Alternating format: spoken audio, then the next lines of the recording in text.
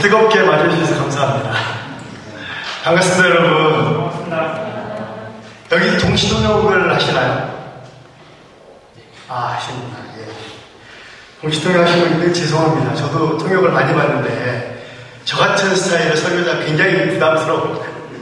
원고도 달라고 안 그러시더라고요. 실력이 대단하신 것 같아요, 우리 홍대교회 통역자들. 제가 이 교회가 그 앵글리칸 교회라고 얘기를 들었습니다. 처치 잉글랜드라고 얘기를 들었는데요. 보니까 그 느낌은 제가 영국에 와 있는 느낌이 드는데요. 사실 쭉 교회를 둘러보니까 이 교회가 이 앵글리칸도 여러분 아시는 분은 아시겠지만 이 그 로마 카톨릭하고 비슷한 성공회가 있어요. 신학은 바뀌었지만 예배 예식 그대로 유지하는 교회가 이 하이 앵글리칸입니다. 하이 앵글리칸. 이게 이 교회가 하이 앵글리칸입니다. 왜냐하면 복음주의 앵글리칸은 마리아 성당이 없어요, 사실은. 그리고 이제 여러분 많이 들어보셨을 거예요. 존 스토트 목사님, 그죠? 존 스토트 목사님이나 J.I. 파커 목사님 이런 분들이 있거든요. 소위 말하는 영국의 레노라는 복음주의 신학자들 목사님들 이분들은 다 앵글리칸이거든요. 이분들 속해 있는 앵글리칸은 로우 앵글리칸이에요.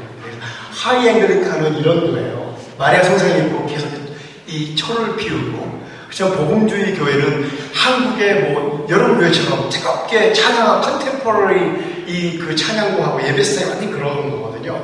그래서 여러분들은 하이 앵글리칸 교회에서 예배를 드시는군요.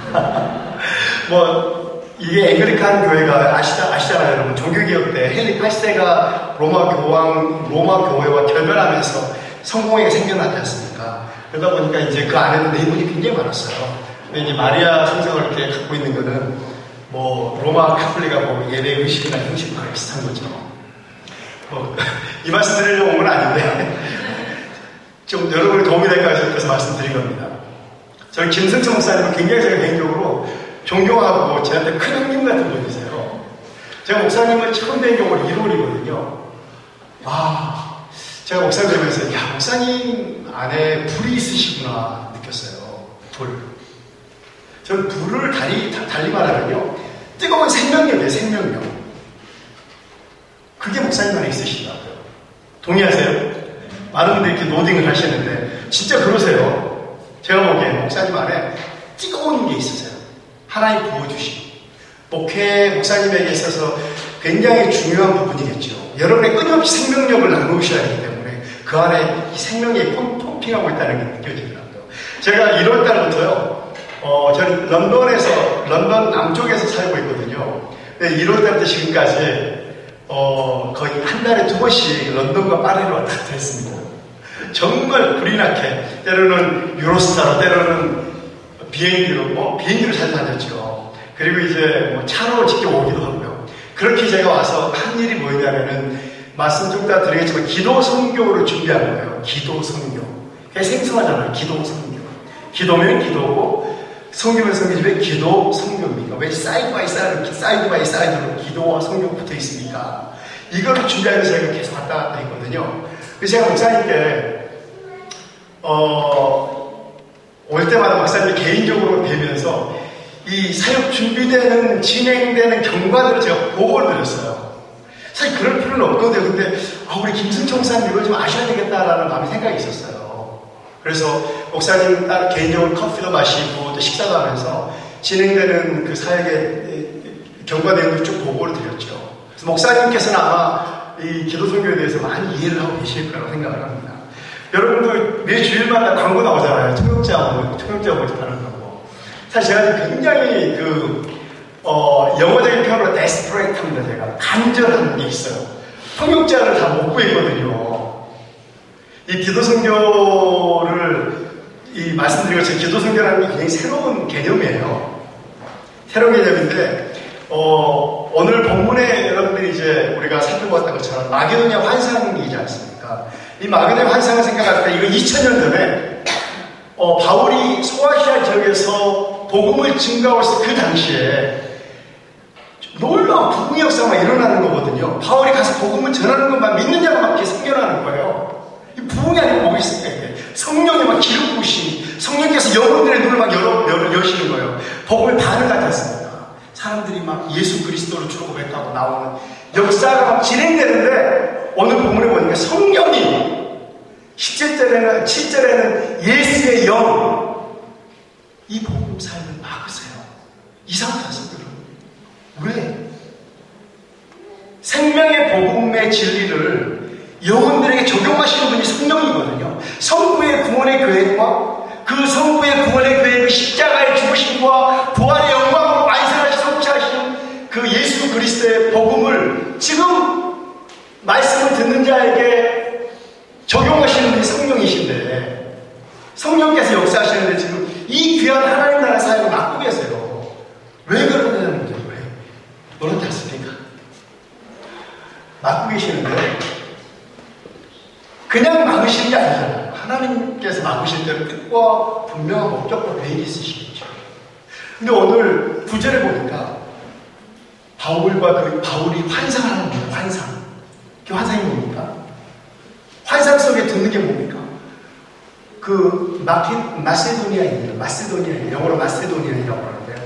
마세도니아인 한 사람이 바울의 환상을 나타나서 Come over to Macedonia and help us. 마게도냐로 건너와서 우리를 도와달라는 거예요. 그 환상을 보면서 바울은 그것이 하나님의 뜻이고 하나님의 계획하시는 것을 알게 된 거죠. 사실 이 본문이 보여주는 게 뭐냐면요.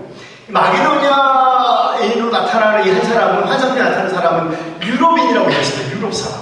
최초의 유럽이 등장하는 거예요. 사도행전상에서. 최초로 유럽의 복음이 전해지는 배경을 보여주는 겁니다. 마게도냐는 여러분 아시다시피 그리스 바로 위에 있는 나라였습니다. 에게의 건너편에는 그 반대편에 소아시아고요. 근데 유럽에서 지금 유럽인이 아시아에서 열심히 소아시아에서 복음을 전하는 바울을 향하여 Come over to Macedonia and help us. 건너와서 우리를 도와달라고. 여러분 2000년 전에 이 사건이 일어났는데요. 2000년 전에 유럽이 아시아를 향하여 건너오리를 도와달라고 손짓을 했습니다. 근데 이 복음이 유럽에 증거된 그 이후에 유럽은요, 최초의 기독교 대륙이 됐습니다. 잘 아시다시피. 이 사건 이후에 유럽은 두 번 다시 세계 교회를 향하여 도움을 요청해 본 적이 없어요. 두 번 다시 도움을 요청해 본 적이 없어요.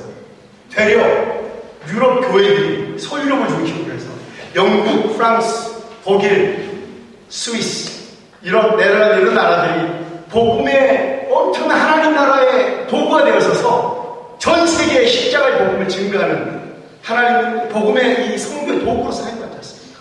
유럽은 이제 완전히 기독교 나라가 된 거예요. 근데 여러분, 저와 여러분이 살고 있는 21세기에 새로운 마게도냐 환상이 있다는 사실을 아십니까? 전 그 말씀을 여러분에게 들으러 온 거예요. 새로운 신 마세도니아 환상이 있습니다. 새로운 마게도냐 환상. 뭔지 아십니까?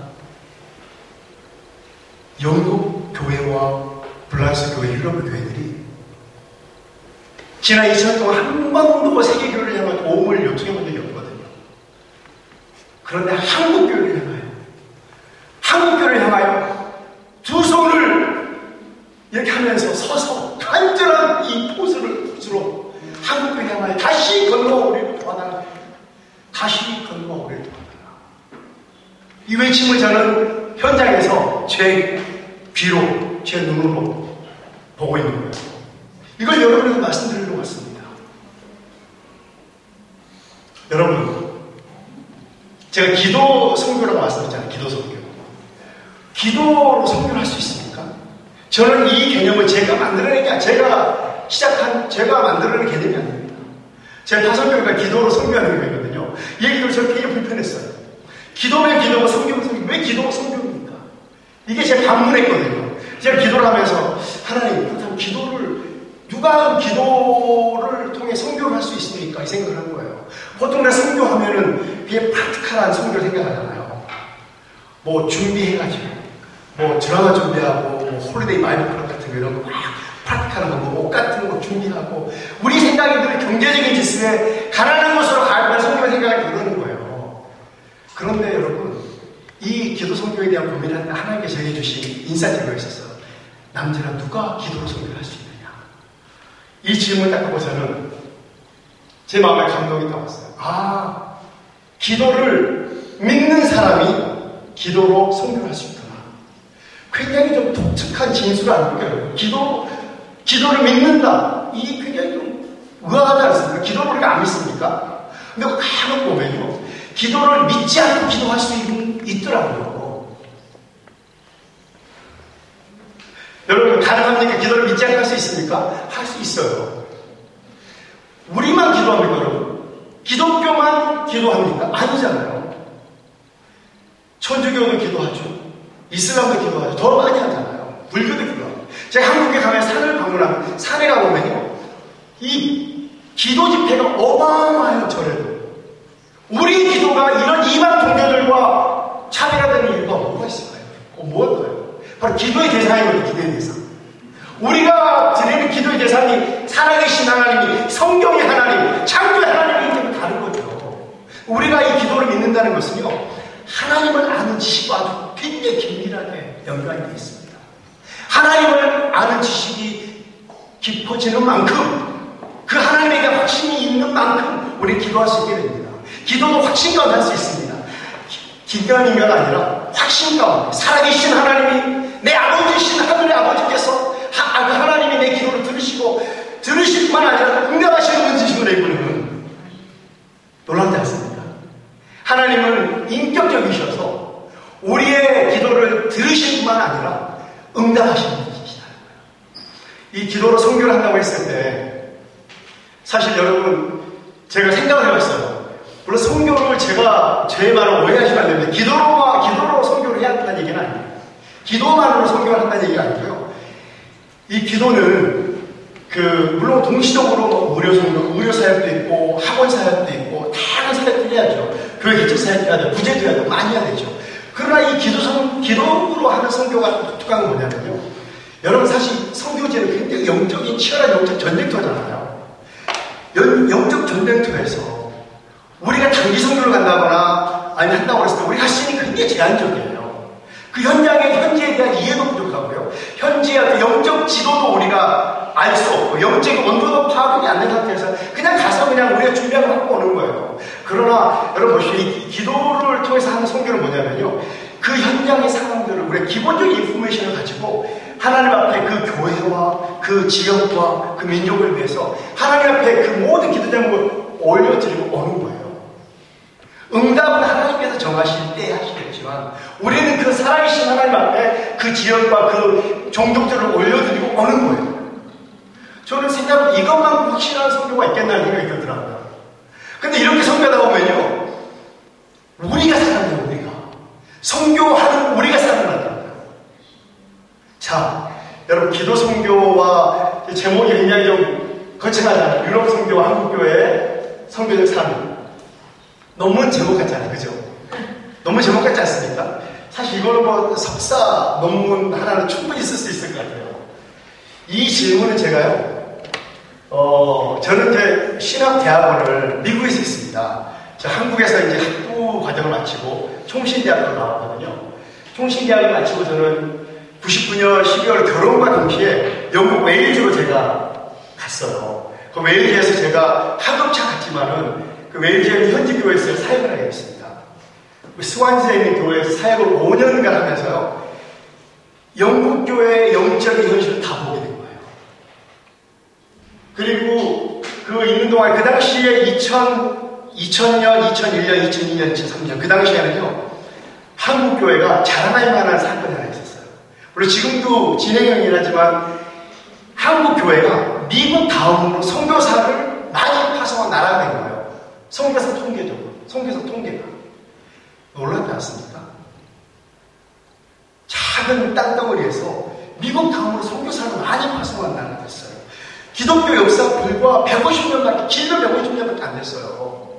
그런데 두 번째로 선교사를 많이 파송한 나라가 된 거예요.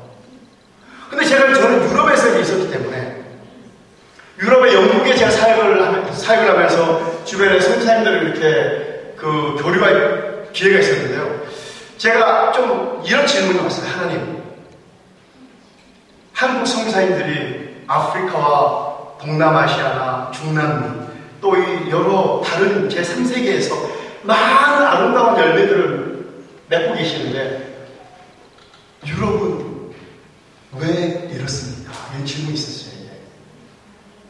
저는 그 당시에는 선교적인 어떤 선교사적인 이 어떤 사명이 없었거든요. 그 당시에는. 그러나 제가 그때 만났던 영국에는 선생님들이 많으세요. 프랑스보다 더 많습니다.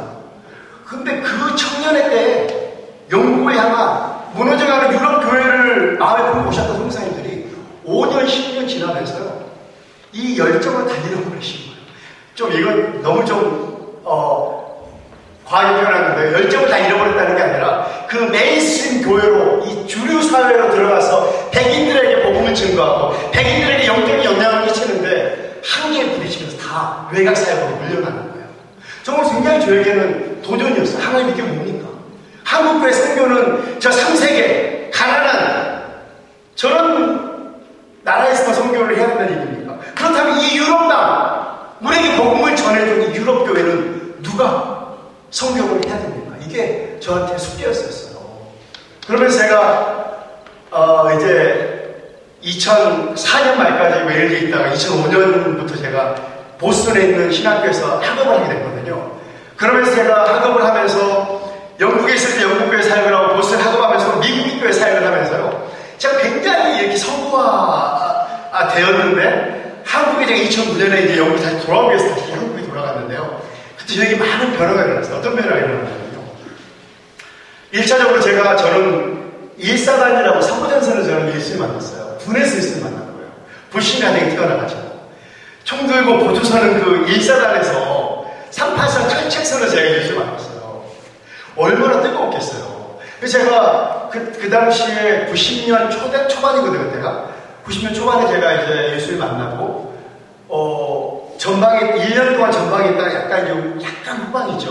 뭐 여전히 전방사단이긴 하지만은, 문산 공조의 통일가, 임진각 근처에 이제 근무를 할 때, 제가 오살리 기도원을 정말 잘 들었습니다. 오살리 기도원. 그때만 해도 오살리 기도원은요, 한국 기독교의 영성의 어떤 본산 같은 주도했던 곳이에요. 90년 때만 해도. 그곳에서 제가 뜨겁게 예수를 만났거든요. 근데 제가 유학생을 마치고 지극히 서구화되려고 사고방식, 일하는 방식, 영어, 문화까지도 서구화되려고 그렇게 몸부림쳤던 제 결과가 뭐냐면요. 머리는 커졌고 경험도 많이 있는데요. 가슴은 다 식어져 버린 거예요.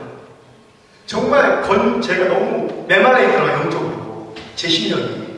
그래서 얼마나 몸부림쳤는지 모르겠어요. 그때 제가 하나님 앞에 몸부림쳐서 막 기도하면서 기도로만 가졌거든요. 그때 하나님 저를 만나주시면서 제가 뜨겁게 해보고 싶어주셨는데요. 뭐 이런 디테일한 얘기까지 다 말씀드릴 수 없지만은 그런데 제가 하나님이 제가 저를 회복시켜 주시는데 그러면 어떻게 나가서 영국에서 선교를 합니까? 이렇게 질문드렸더니요. 너희가 잘하는 게 뭐냐요? 하나님이 저에게. 너희가 잘하는 게 뭐냐? 하나님 기도입니다라고 제가 주저하고 말씀드렸어요. 제 마음속에 주신 질문이었죠. 기도입니다 하나님. 그런데요. 걱정이 생겼어요. 왜냐하면 제가 너무 서구화됐잖아요. 한국교회의 기도가 좀 거칠잖아요. 그죠? 우리끼리 얘기가 그렇지만 좀 거칠잖아요. 덜 세련돼 보이잖아요. 그죠? 안 그런가요? 홍대 교회는 굉장히 세련되고 막 신사적이신가요? 제가 볼 때는 그래요. 한국교회가 제가 이제 한국교회를 알기 때문에 주여 살짝 막 하고 막 불러하고 막 이런 것들이 야 이게 어떻게 영국교회에 이게 이 클릭이 됐을지 그게 고민이었어요. 근데 선교사의 사명이 무엇입니까? 이 두 문화가 크로스될 때 이것이 컨플릭트 충돌이 일어나는 것이 아니라 그 두 문화가 만났을 때 더 왕성하게 시너지가 일어날 수 있도록 작업하는 게 선교사의 역할을 생각하거든요. 그거를 저희 하나님께서 그 마음을 많이 부어주셨어요. 한국적인 이 아름다운 영적 전통이 영국이라는 다른 문화 속으로 넘어갈 때 영국인들이 부담 없이 받아들일 수 있는 마음의 빗장문을 받아들일 수 있는 이 작업을 지난 7년 동안 해온 거거든요. 영국교회 목사님들 성도들이 마음이 확 ጨ렸어요. 그 이유가 있습니다. 제가 수많은 외국의 목사님들을 만나면서 저한테 이런 얘기를 합니다. 한국교회를 얘기할 때마다 기도하는 교회를 얘기해요. 기도하는 교회. 세계교회는요, 여러분들을 향하여 기도하는 교회를 얘기합니다. 기도하는 교회. 제가 그 얘기를 굉장히 많이 들으면서 왜 한국교회는 기도하는이라는 이 아이콘이 한국교회를 스킵하는 걸까 고민해봤어요. 제가 이러한 결론에 이르렀습니다. 열방을 위해서 기도하는 것은 하나님께서 한국교회에 주신 성도적 사명이다. 동의되십니까, 여러분? 아멘 하셔야 됩니다. 제가 너무 신사적인 반응을 기대하는 건 전혀 아닙니다. 마음에 감동 오시는 대로 하시면 됩니다. 다시 한번 반복하겠습니다. 열방을 위해 중보하는 것은요, 하나님께서 한 교회에 주신 성교적 사명입니다. 한국 교회에 갖고 있는 독특한 기도 전통을 한번 생각해 보십시오. 새벽 예배요? 한국 교회만 있어요. 아프리카 교회는 한다고요? 프랑스 교회는 한다고요?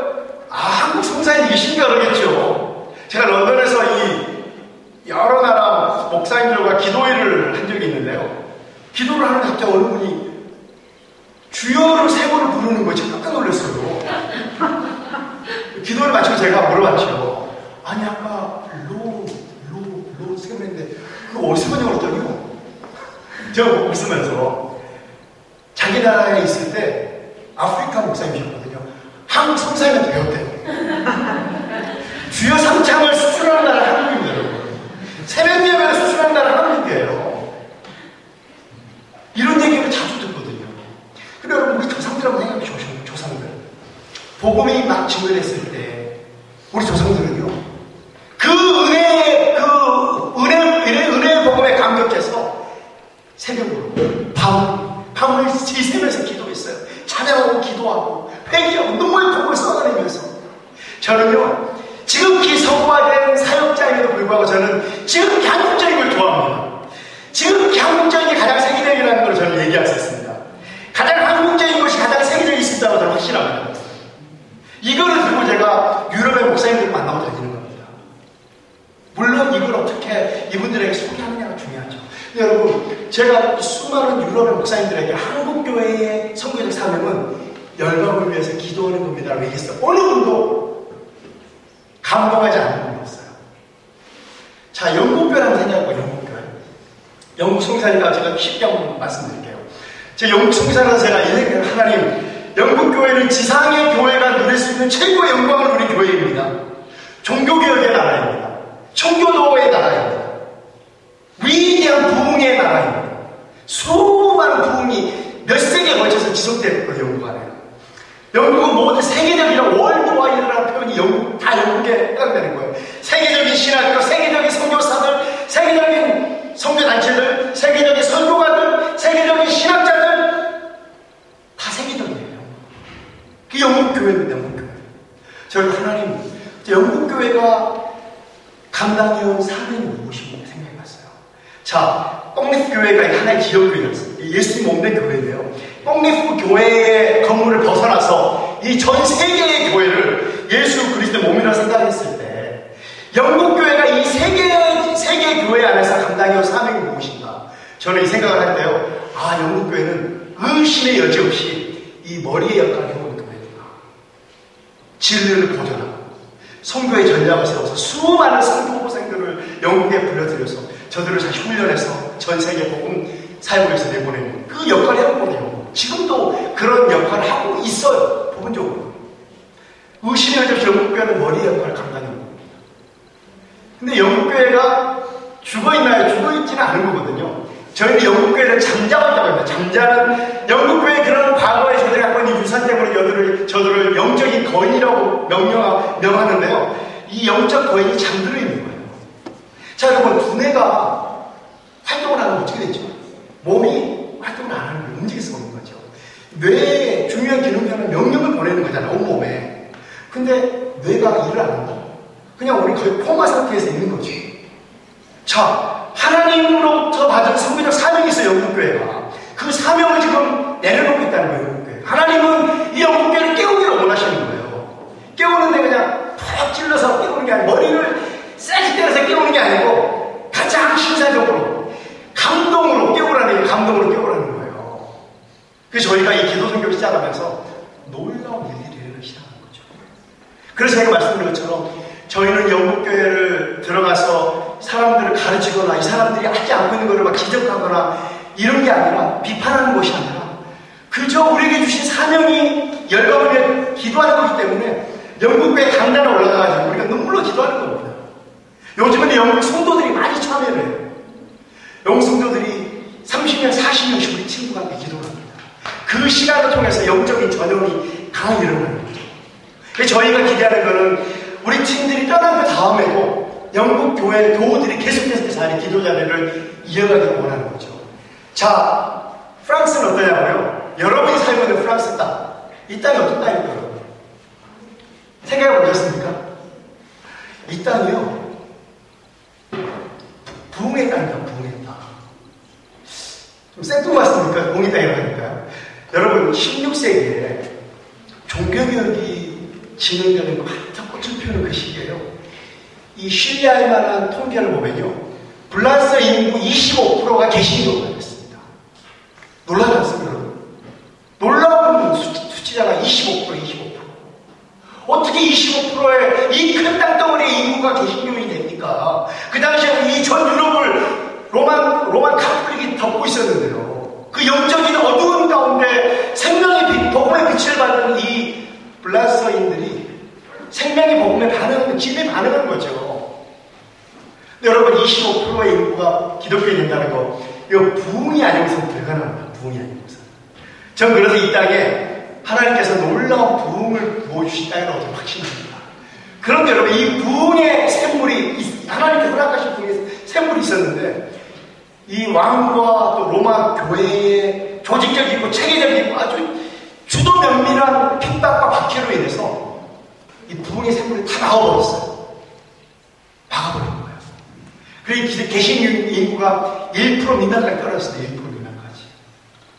이슬람 국가에서야 기독교 핍박은 자연스럽지만 프랑스 같은 나라에서 종교개혁의 꽃을 피운 나라 중에 하나인데, 이런 나라에서 이렇게 철저한 핍박으로 인해서 기독교인들이 많은 순교자가 일어난 거잖아요. 순교자의 피가 있는 땅이 흐르는 땅입니다. 부흥의 땅이에요. 제가 블라스 목사님들을 여러 분을 만나고 다니는데요, 이분들 안에 하나님에 대한, 하나님 나라에 대한, 이 땅을 회복시키시는 하나님에 대한 열망이 있어요. 블라스 목사님들 안에. 이분들은 어떻게 얘기하냐면요, 이 시대가 블라스 개신교가 다시 한번 영적인 르네상스를 경험할 수 있는 시대라고 얘기를 합니다. 근데 하나님께서 일반 역사도 하나님이 주관하신다고 우리 믿잖아요. 일반 역사도 하나님이 주관하시는데, 하나님 나라의 이 선교 사역에 하나님께 시간을 정하시지 않겠습니까? 왜 하필 21세기 이 시점에 한국교회에 이러한 영적인 부담을 부어주셔서 우리가 열방을 위해 기도하는 것이 우리의 이 선교적 사명이라는 이 선교적 사명의식을 불러일으키셔서 서유럽으로 돌아보게 하시는지 하나님의 뜻이 아니겠습니까? 그리고 또 이 시대 여러분이 이 프랑스 파리에 산다는 거 우연의 일치인가요, 여러분? 저 그렇게 생각하지 않습니다. 우연이 아니라고 저는 생각합니다. 자, 여러분, 21세기 선교는요, 더 이상 경제지수의 선교만 생각하시면 안 됩니다. 그러면요, 경제지수로만 선교를 생각한다면 여러분과 제가 받고 있는 이 유럽 땅에는 누가 돌아가야 됩니까? 유럽에는요, 기독교 인프라가 이미 갖춰져 있는 땅이잖아요. 카톨릭이든 개신교든 간에 일단은 기본적인 기독교의 인프라가 갖춰져 있는 땅에 우리 할 수 있는 게 뭡니까? 학교를 세울 것도 아니고요, 병원을 세울 것도 아니고, 교회를 세울 것도 아니고요, 우리가 할 수 있는 거. 잠자고 있는 교회들을 겸손함으로 와서 깨우는 거예요. 21세기 선교는요, 영적 지수의 선교가 있어요. 영적 지수의 선교. 경제적 지수의 선교가 전통적인 선교적 개념이라면, 우리가 생각해야 될, 여러분과 제가 생각해야 될 것 중에 하나는 영적 지수의 선교입니다. 그 말은 뭐냐면요, 영적으로 충만한 곳에서 메마르고 사막화되어 가는 곳에 영적 생명력을, 영적 생명의 생명수를 보내야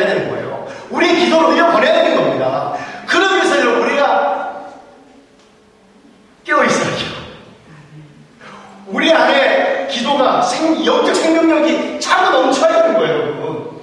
그저 우리 한 사람 한 사람 매일매일 살아가는데 그 속에서는 이 흘려보낼 수가 없는 겁니다. 짠해야 돼, 짠해야 돼. 참 밀바닥에 남은 조그만 물까지도 그냥 서로만 나눠 마시려고 몸부림 싸우기밖에 안 되는 거죠. 그러나 이 똥레프 교회 안에 영적 생명력이 은혜의 샘물이 차고 넘치면 흘러가는 거예요. 흘러가게 되어 있습니다. 그래서 제가 여러분 선교 동원을 위해서요, 한국을 1년에 한 4번 정도를 방문하거든요. 제가 이번 주도 제가 화요일에 한국에 돌아왔습니다. 2주를 방문하고 한 8개 지역을 방문하면서 선교 보고하고 선교 동원을 하고 왔는데요. 초교파적으로 제가 교회를 방문하거든요. 순복음교회, 침례교회, 감리교회, 장로교회, 합동통합 다 다니거든요. 여러분, 저는 이제 한국교회 기도로 유럽의 어떤 기도 선교를 지금 한다고 이렇게 한국 가서 동원을 받잖아요.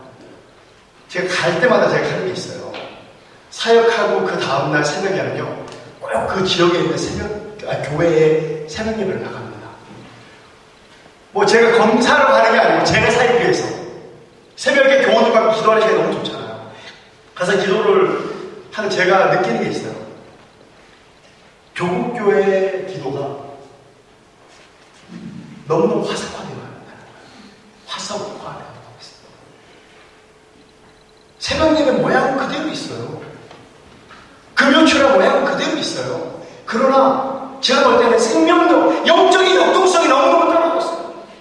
새벽 예배도 5분 지나면 10분 지나면 텅텅 비어요. 예배 드리려고 기도하러 오는 게 아니에요, 새벽에. 과거에 우리가 알고 있었던 그 뜨거운 한국교회, 눈물 검을 쏟으며 건치가 보이고 세련돼 보이지 않은 그런 모습이라 할지라도 그게 하나님이 기뻐하시는 거거든요. 너무 화석하게 하고 있어요. 사랑하는 여러분, 장로님, 권사님, 집사님들, 여러분들의 영적 좌표는 어디 있습니까? 오늘 이 시간 여러분이 서 있는 영적 좌표는 어디입니까? 하나님을 향해 살아계셔야 돼요. 영적 생명력 우리 안에 있어야 됩니다. 생명력. 이 생명력은요, 기도밖에 없습니다. 기도야말로, 기도는 제가 수단으로서 얘기하는 게 전혀 아닙니다. 기도를 제가 얘기하는 것이 vending머신에 가서 돈 놓고 내 원하는 꺼내는 차원의 기도를 얘기하는 게 아닙니다. 기도는 살아계신 전인격적인 그 하나님과 교제하는 시간이에요. 모든 능력의 근원 되신 하나님, 생명의 근원 되신 하나님, 모든 에너지의 근원 되는 하나님과 접속되는 시간이에요. 접속되는 시간. 그 기도가 없는 신앙생활 가운데 영적 생명력이요, 영적 전쟁에서 승리요, 불가능하죠. 다르게 표현하면요, 냄새납니다. 냄새나. 우리가 호흡이 멎으면요, 죽은 거거든요. 그렇잖아요. 죽어서 호흡을 안 하게 되면 냄새나요. 무슨 말인지 아시겠죠? 사랑하는 똥레프 교회 성도님들이요, 살아계시기를 축원합니다. 살아계셔야 됩니다, 여러분. 생명력을 풀고 푸는 영성을 가지고 살아야 됩니다. 여러분과 저는 원치 않든 예수님을 고백한다는 그 이유 하나만으로 영적 전쟁터 가운데 들어와 있습니다. 영적 전쟁터에서 우리가 싸워서 이기는 것이 아니라, 우리가 싸워서 이긴다는 다른 표현은요, 서서 넘어지지 않는, 쓰러지지 않는 게 이기는 겁니다. 왜냐하면 이 싸움이 이미 승리한 싸움이기 때문에. 목사님 건강에 안 좋으시고, 전사님과 목사님 건강에 안 좋으시고, 교우들과 아프신 분들이 많이 있죠. 이럴 때는 너무 일어서는 안 됩니다. 이 우리 승리할 싸움 가운데 있습니다. 승리하신 예수 그리스도의 이름을 선포하면서 이 교회 가운데 영적인 돌파가 일어나게 될 줄 믿습니다. 여러분, 두려워하지 마십시오. 견고하게 서 계시면 돼요. 말씀 위에서 기도의 이 생명줄을 붙잡고 하나님 앞에 서 있으면 사단이 우리를 건드릴 수가 없습니다. 소리 소문 없이 다 떠나게 될 줄 믿습니다. 두려워하지 마십시오. 강하고 장대하십시오. 살아계신 하나님은 우리의 왕이십니다. 할렐루야. 오늘 이 선교에 관련해서 저희가 말씀을 드리러 왔는데, 저희가 10월 23일부터 이 불란서 기도 선교를 시작합니다. 말씀드렸듯이 사진을 몇 개 좀 보여주시겠어요? 아까 드린 사진을 좀 보여드리면, 아무래도 시각적으로 좀 보여드리는 게 좀, 예, 그 위에 사진이 하나 있을 거예요. 지도가 있는 게 하나 있는데요. 잘 안 보이시죠? 배경이 있어가지고. 이게 이제, 제 육성도 들으실 수 있을 것 같은데요. 이게 지금 저희가 20개 교회입니다. 파리의 20개 교회입니다. 저희가 20개 팀이 한국에서 오거든요. 그래서 저희가 20개 교회가 필요합니다. 파리 주변에. 그래서 저희가 20개 교회를, 제가 이럴 때부터 이 교회를 제가 다 만나봤어요. 이 교회 담임목사님을 제가 다 만났거든요. 제가 불어를 잘하냐고요? 아닙니다. 제가 불어는 레슨곡밖에 몰라요. 저를 돕는 블라스 목사님이 계시는데요. 그 목사님을 앞세워서 함께 이제 영어로, 저는 영어로 하고 그분은 영어로 블라스로 통역을 해서 삶을 준비했는데요. 이 20개의 교회가 지금 파리 시내와 외곽으로 이렇게 지금 준비됐거든요. 근데 이 기도선교의 특징이 뭐냐면요. 우리들만의 리그가 아니라는 거예요. 우리가 프로를 따가지고 돈 내고 와가지고 그냥 하는 게 아니라 블라스 교회와 우리 한국팀이 굉장히 긴밀하게 협력하는 사역입니다. 영국에서도 그렇게 해왔거든요. 그러면서 함께하는 시간을 통해서 영적인 전염이 많이 일어나는 거예요.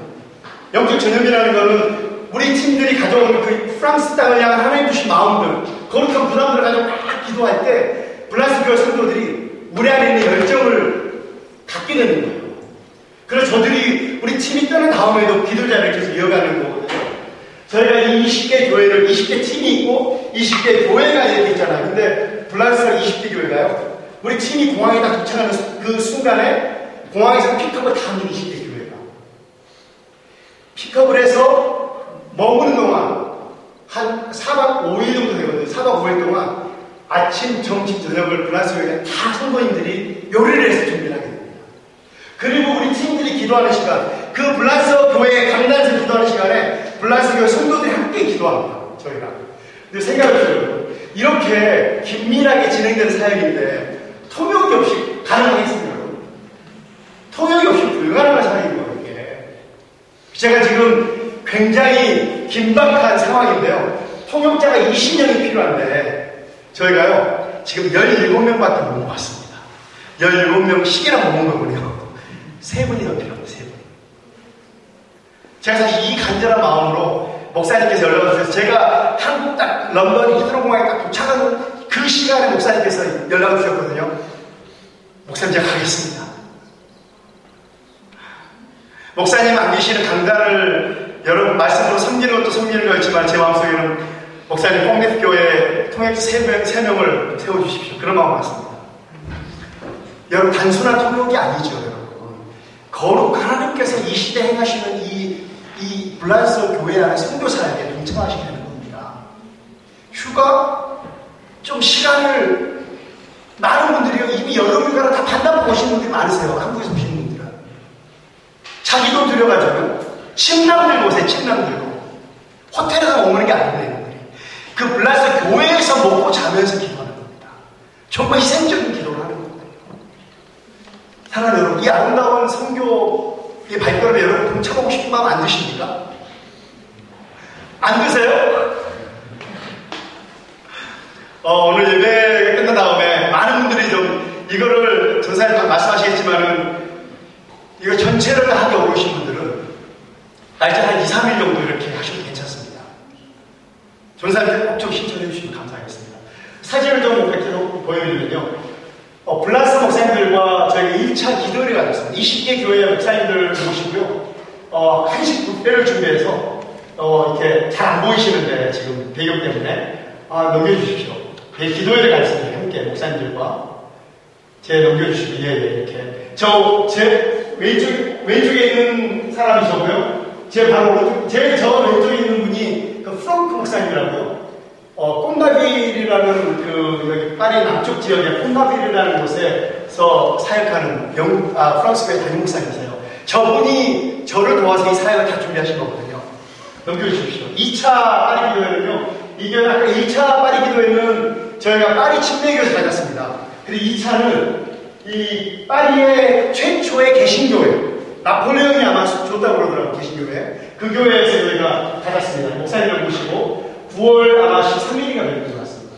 저희가 이제 이렇게 사역을 하면, 이렇게 기도를 하면서 이분들 안에 하나님께서 행하실 일에 대한, 새 일에 대한 기대감들을 더 이렇게 불러일으키기 위해서 했는데, 지금 블란스 교회가 20개 교회를 보여드렸는데요.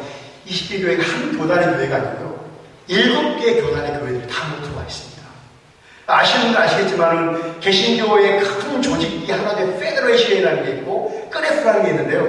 이 두 큰 기구의 개신교회들이 다 들어와 있어요. 그래서 이분들이 이렇게 기도에 오시면서 놀라시는 게 아니 어떻게 우리가 이 자리에 다 모였냐는 거예요. 어떻게 우리가 이 자리에 다 모였냐는 거예요.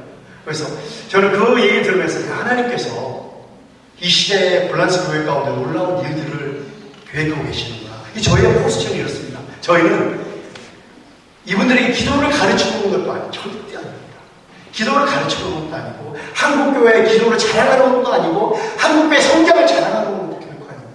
기도 성경에 가장 중요한 세 가지의 정신이 있는데요. 겸손과 희생과 섬김입니다. 섬김, 이 세 가지를 가지고 이 사역을 하는데요. 가장 제가 놀랐던 거는 목사님들이 마음의 빗장문이 다 열렸어요. 그 말은 뭐냐면 하나님께서 프랑스 교회, 한국 교회의 기도로 선교할 수 있는 문을 다 열어주신 거예요. 놀랍지 않습니까?